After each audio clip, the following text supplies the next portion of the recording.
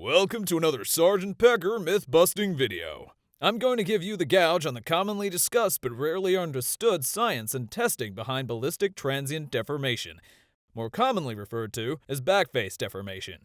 Your favorite keyboard commando, that one who spent their combat deployment in Kuwait, will be quick to tell you that you'll be nothing more than a vegetable if your helmet stops a bullet. Let's use battlefield data from the most recent armed conflicts first to analyze. As you can see, regardless of the deformation reported, if the helmet stopped the round, the wearer received minor to no injury. If the round penetrated, the injury was either serious or death. The information alone should convince you to keep your brain bucket on. While the battlefield data is comforting, nothing on the battlefield is predictable or repeatable, and that includes engagement distances and impact angles. This is where laboratory testing comes in. From our best research, the NIJ Helmet Testing Protocol 0106.01 was introduced in 1981, which is also the same year that the band Metallica was formed. While the US military quickly adopted Metallica as their music of choice, they did not fully accept the NIJ standard and set forth their own testing criteria for helmets.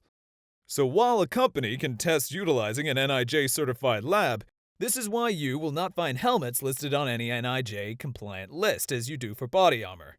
It's up to you to make sure you do your research, and always ask for testing data from any company. The most common BTD/BFD testing utilizes a specified clay head form in which the helmet is placed over and shot. The deformation in the clay head form is then measured. The US military set the BFD limits for helmets at 16mm and 25mm, for ACH specification utilizing a 9x19 FMJ projectile. This is where things get blurred when it comes to backface deformation for us bird brains though. In-depth ballistic helmet experiments are characterized by low repeatability and high data scatter, which means that even when testing 48 helmets, which was the first article requirement for the ACH, statistical significance is near impossible to reach and skewed at best. The single backyard YouTube test simply isn't going to cut it here. This fact, coupled with other variants like on-pad versus off-pad impacts, rotational accelerations, head forms, and load sensors is why the US National Research Council has stated on record that there is no scientific basis for any of these BFD limits, and they are unclear as to why they were chosen. So why even use BFD testing? Because it's better than nothing. It's generally accepted that the less BFD a helmet has, the better.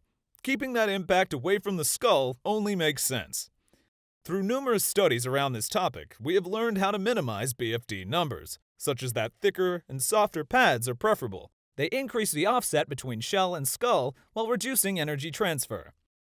We also know that thicker and stiffer shells help mitigate injury. Our mid helmets tend to be stiffer than UHM-WPE helmets at the cost of extra weight, because they can utilize better, stiffer, stronger high-temperature resins, which are simply not compatible with UHM-WPE. The same thing goes with thicker shells.